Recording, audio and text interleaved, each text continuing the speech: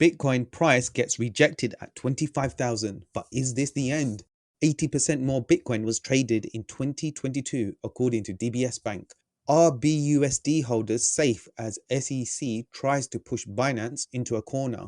Robinhood's cryptocurrency trading volume increased by 95% in January. And Russia to roll out CBDC pilot with real consumers in April. Do Kwon reaches five-star wanted level as SEC brings forth security fraud charges. Hello, everybody, and welcome to the Assets of Value podcast. Today, on February the 17th, three times a week, we connect with you to share our insights and perspectives on crypto, Web3, and NFT topics. We are the founders of Assets of Value, a Web3 research organization. Our podcast is not to be taken as legal or financial advice. Let's dive straight into it. Abe, it has been a while. Where do we begin? Hey Shwab, long time no see. We have not been doing podcast for last 1 month. Maybe let's start what we have been doing and where we have been traveling, etc. You kick us off then, because it was you that took the what felt like a prolonged but very much needed break. Tell us where you went and how your travels were. Well, fortunately, I could afford a 2 weeks, or maybe it was 3 weeks, I think. A 3 weeks vacation. I traveled to Himalayas, I traveled to Nepal, Bhutan, all these hilly areas with a lot of frost, a lot of cold weather. And then Schwab was on vacation. On the contrary, he was been to Dubai, a very hot yet exotic place. But crypto kept us in the loop. Bitcoin pumped when we were away. I think that's a pretty good sign. Let's kickstart with what Bitcoin has been achieving all these days. It just crossed 25,000 level. I think it's fabulous. Do you think it's going to hold? I mean, it feels like forever since we've done this podcast. Yes, it was a much needed break. Yes, I went away with the family. I missed you while you were gone. I missed the podcast and the whole process around it. But we actually didn't really sleep much. The business continues to grow. We continue to grind. And Bitcoin continues to what feels like up in its bullish trajectory. So, yes, it's inching closer to that $25,000 price range. Is this price point going to hold? That's the big question that everybody's asking. What do you make of this? Back in 2022 August, Bitcoin had a similar price recovery from $17,000 all the way to 25.2K.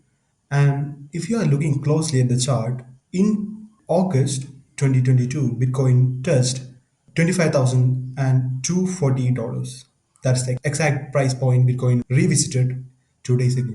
That means there were enough liquidity, I mean exit liquidity at those price targets. And clearly, some whales took profits because all of a sudden, amidst all of the bullish momentum, Bitcoin just dumped 7%. And then the dump continued to 10%, but still Bitcoin is hovering around $24,000. That's a pretty good sign to watch out for if we are expecting the bull run to continue throughout the quarter. So they say that history doesn't repeat itself, but it does often rhyme.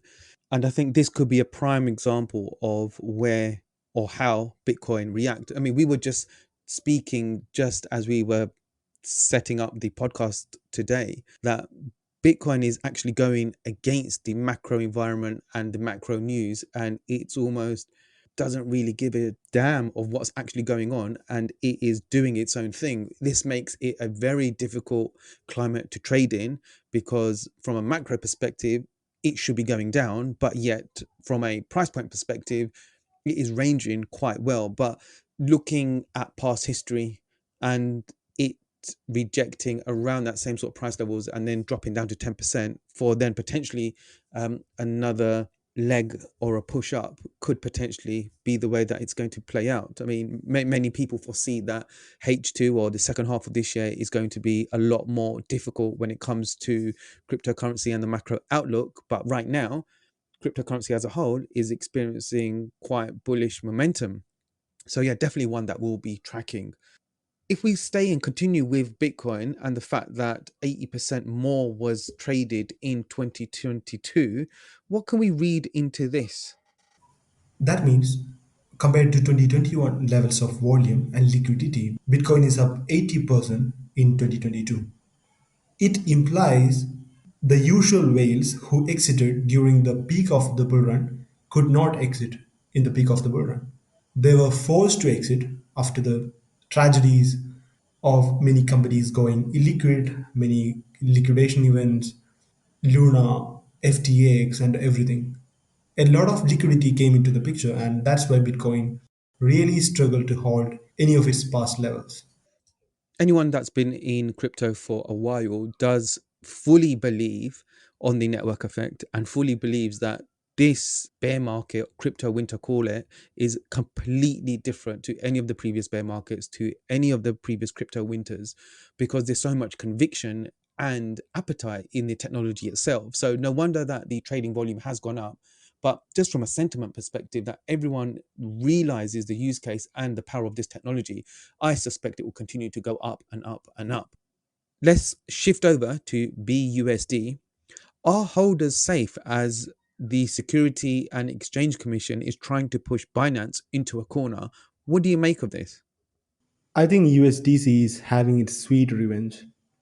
I hope you remember, like a few months before, maybe 4 or 5 months before, we have been discussing how Binance tried to overtake USDC. I mean, the Binance coin BUSD tried to overtake USDC as the second largest stablecoin. Well, BUSD succeeded for a while, and now later, Circle complained SEC that BUSD is an unregistered and unsecured security. Immediately, SEC ordered Paxos, the company that has been issuing BUSD, to stop the process. So are users safe? There's no issue of safety anymore because BUSD has completely stopped minting new coins. Customers can redeem all their BUSD until 2024 Q1. That means we still have over a year to redeem all our BUSD savings. Binance has publicly announced that they will be moving over to another stablecoin, which is not specified yet. Maybe Binance will build its own stablecoin. That's what history tells us. And amidst all this, USDC has been gaining a lot of traction. USDT has been seeing a lot of incoming volume. And perhaps things are just getting settled in the crypto space. Whoever the agitator was, they are punished, but not at the cost of customers. That's the best thing I can say for now. I'm just wondering if Binance put itself into the situation where it did stop offering other stablecoins like USDC, USDT, and then automatically converted those into BUSD. I'm just wondering if it gave a reason for this Security Exchange Commissions to come after them because of this move. You touched on the fact that history would tell us that Binance will come up with another type of stablecoin, but is it as easy as that? Once something is under a microscope and has a pending legislation against it, just simply create a new smart contract and move over to there? It seems like we are still in a very early stages of technology here, and regulation on top. So it's interesting to see how that plays out.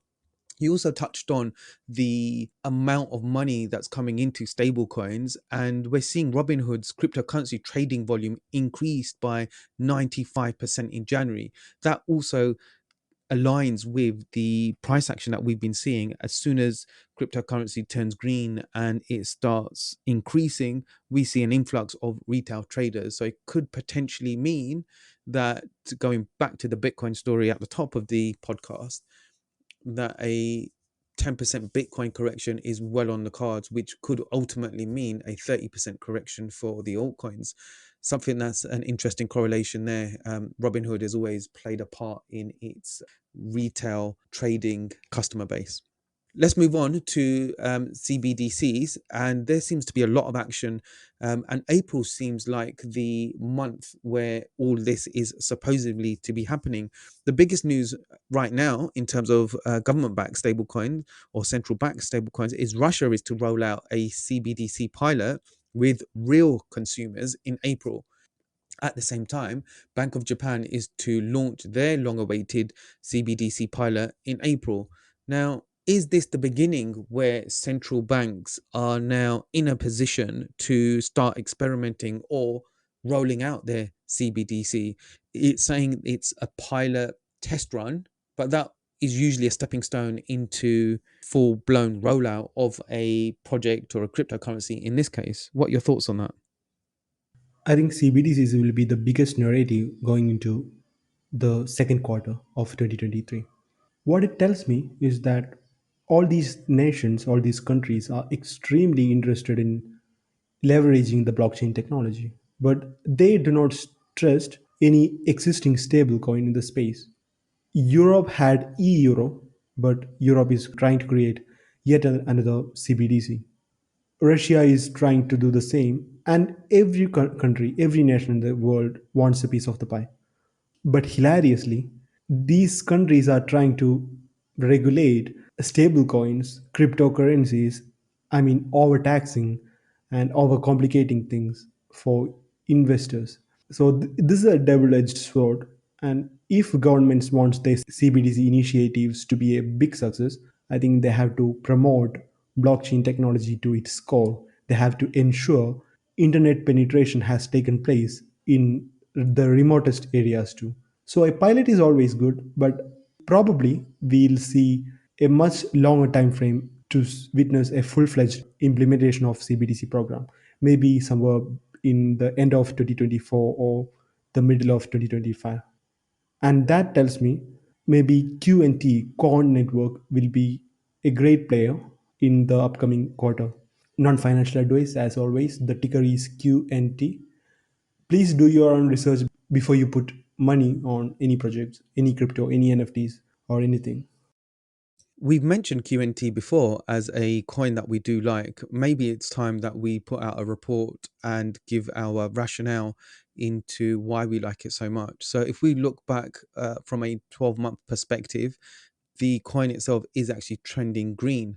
From the all-time high, it nearly hit $400, and today's it's trading at $140. So certainly something that we should be keeping our eyes on.